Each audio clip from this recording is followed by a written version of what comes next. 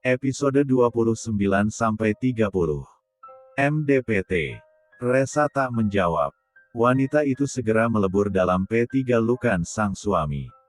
Seketika Tibu Hendra membatu saat Resa memtiga-luknya dengan erat.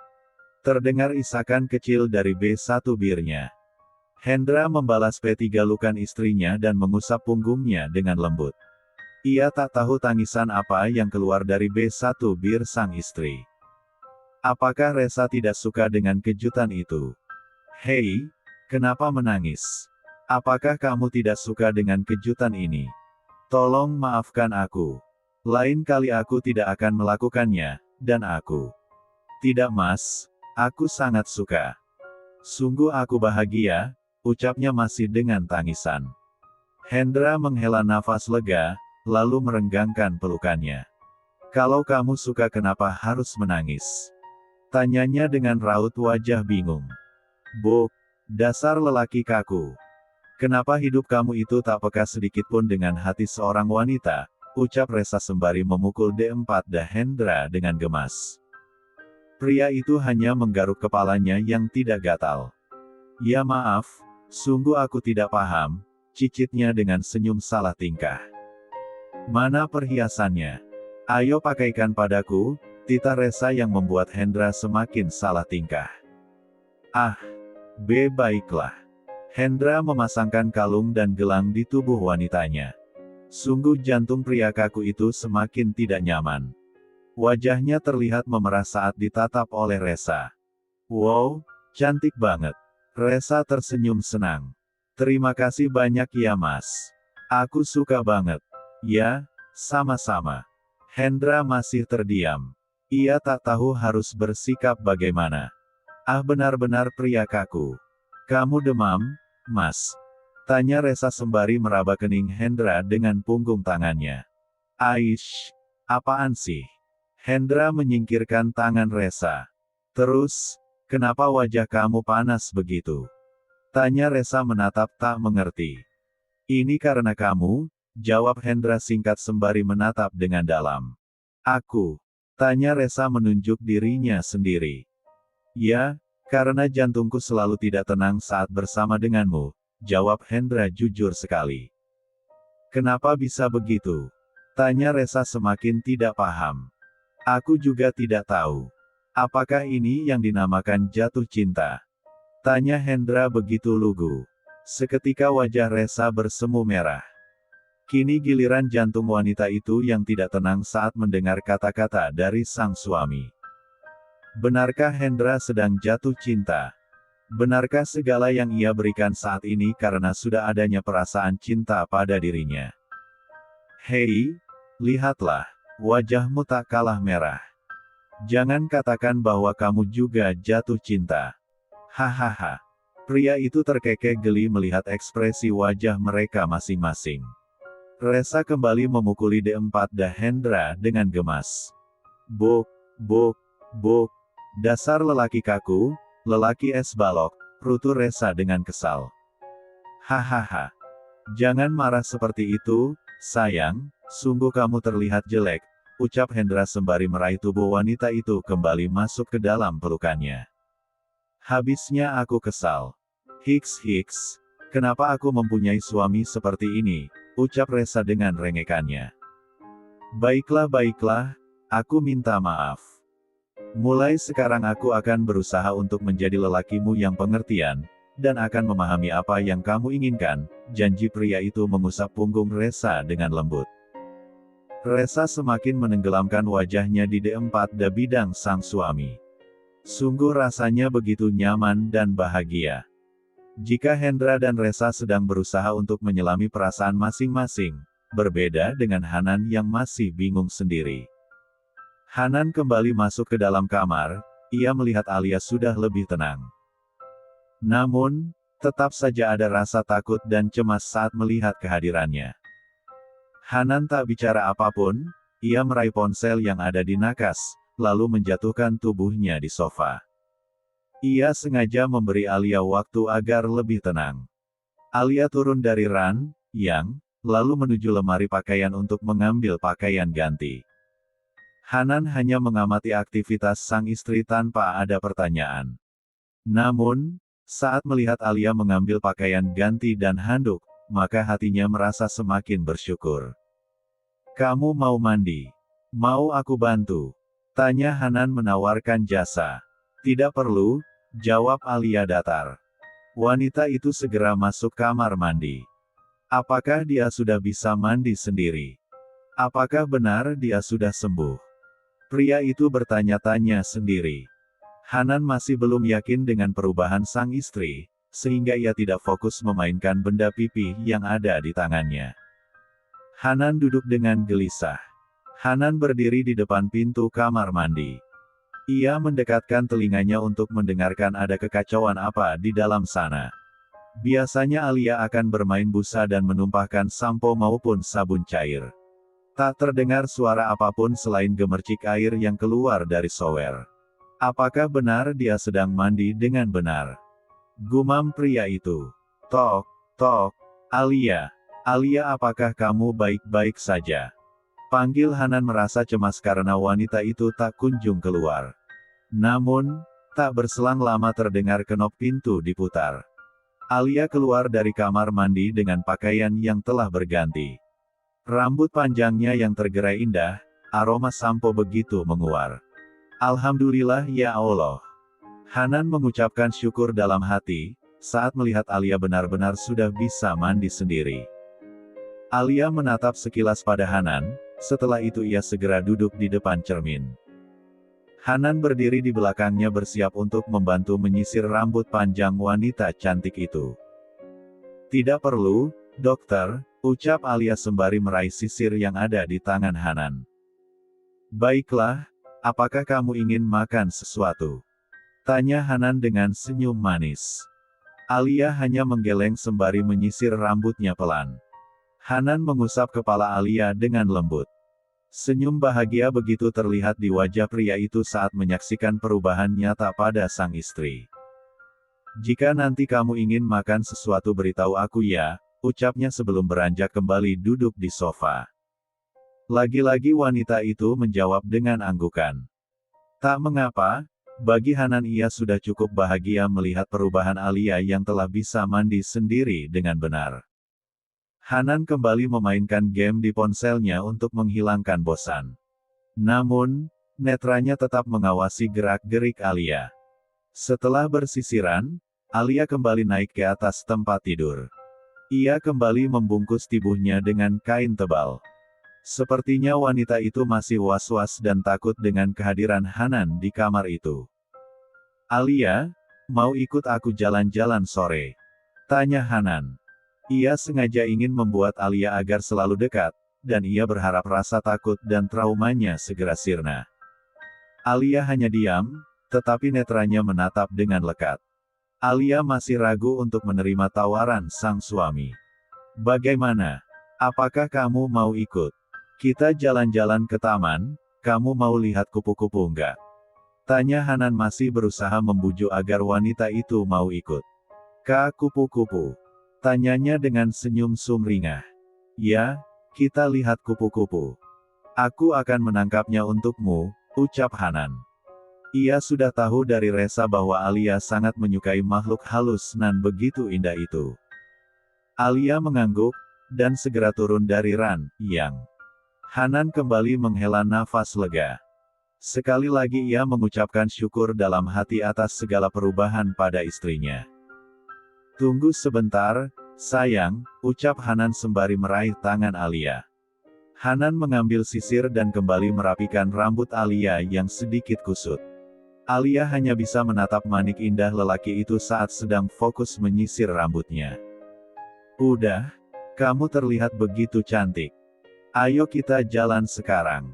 Alia hanya mengangguk. Saat ingin keluar kamar, ia melihat boneka yang sudah beberapa hari ini tak ia sentuh. "Dia," ucap Alia sembari menunjuk ke arah boneka itu. Episode 30. "Dia," ucap Alia sembari menunjuk boneka itu. "Itu boneka punya Resa ketinggalan," jawab Hanan berbohong. Dan segera mengambil boneka itu, lalu menyimpannya. "Aku simpan dulu ya," besok pasti Resa tanyain, ucapnya yang mendapat tatapan bingung dari Alia. Ayo kita pergi sekarang.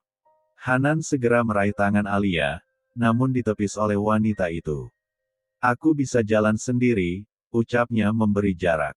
Ah maaf, baiklah, ayo jalan. Hanan mengukir senyum tulus dan mempersilahkan Alia untuk jalan terlebih dahulu. Pria itu membawa Alia menuju sebuah taman yang tak begitu jauh dari kediaman mereka. Dek, mau makan sesuatu? Tanya Hanan sebelum mengarahkan kendaraannya menuju taman. Ia menanyakan keinginan sang istri terlebih dahulu. Alia hanya menggelengkan kepala. Sepertinya wanita itu tidak selera makan sudah beberapa hari ini. Hanan tak kehabisan akal untuk membuatnya agar mau makan. Hanan menepikan kendaraannya di sebuah restoran untuk membeli makanan dengan dibungkus saja. Ia akan membawa Alia makan di taman dengan santai. Mau ikut, atau tunggu di sini saja? Tanya Hanan sebelum beranjak. Di sini, jawab Alia singkat. Baiklah, jangan kemana-mana ya. Hanan segera keluar dari mobil. Setelah membeli beberapa makanan, dan tak lupa sekalian buah-buahan yang telah dikemas dalam cup untuk pencuci mulut. Saat Hanan kembali duduk di bangku kemudi, ia melihat Alia sudah tertidur pulas.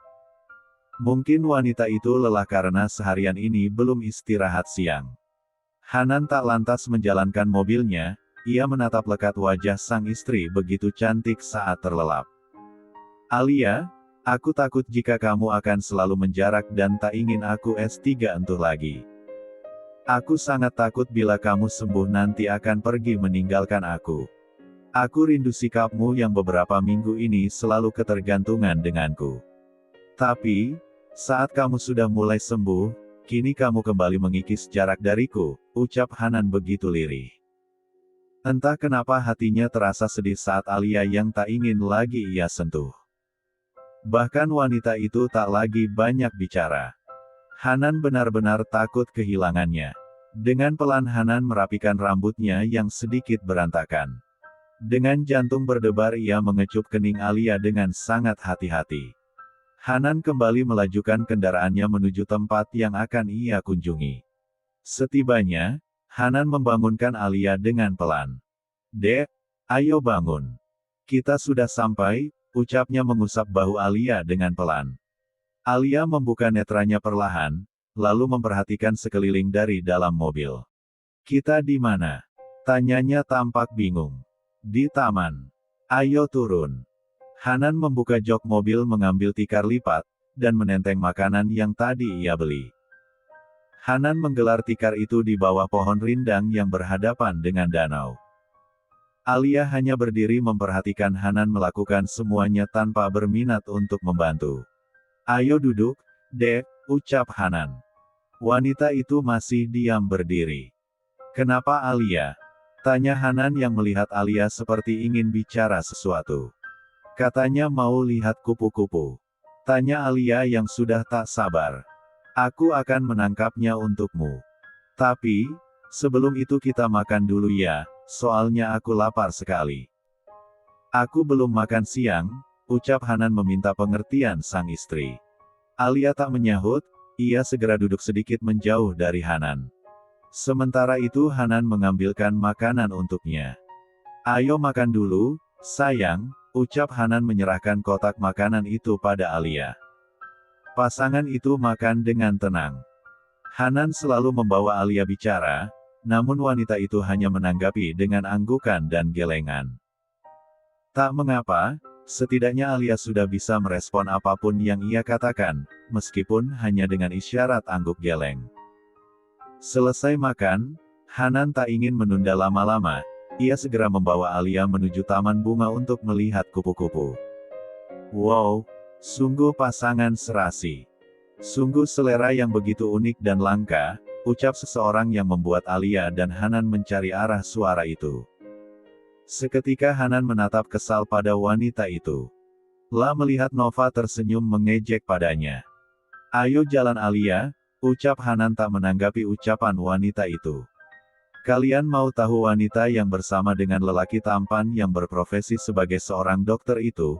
Ucap Nova pada teman-temannya dengan suara keras, dan dapat didengar oleh Hanan. Kenapa emangnya? Bukankah mereka memang serasi? Tanya salah seorang temannya. Hahaha. Kalian belum tahu kan bahwa wanita itu ODGJ? Ucap Nova yang membuat hati Hanan sakit saat mendengar orang-orang menghina istrinya. Hanan memutar tubuhnya menghadap pada Nova yang membalas tatapan Hanan dengan menantang. Hanan berjalan dengan langkah lebar dan segera mencengkram lengan Nova dengan kuat sehingga gadis itu meringis menahan sakit. Mas, lepas. Ini sakit. Pekiknya sembari berusaha melepaskan tangan Hanan. Ingat Nova, sekali lagi kamu berani menghina istriku, maka akan kurobek mulutmu. Ancam Hanan dengan rahang mengeras sembari menghempaskan lengan wanita itu dengan kuat. Nova menatap tak percaya pada lelaki yang dulu begitu lembut dan sangat perhatian, namun kini berubah bak singa J4 entan yang begitu garang. Dasar lelaki G1 lah. Kau sama saja dengan wanita itu. G1 lah. Pekik Nova dengan kesal. Hanan kembali ingin menghampiri Nova. Mungkin baginya tidak mengapa bila mengatakan dirinya G1 lah, tapi tidak untuk istrinya. Hanan tak membiarkan siapapun yang berani menghina Alia. Dokter, sudah, ucap Alia dengan lembut sembari meraih tangan Hanan.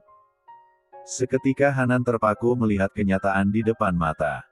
Ia benar-benar tak menyangka bahwa Alia merespon apa yang terjadi dengan mereka.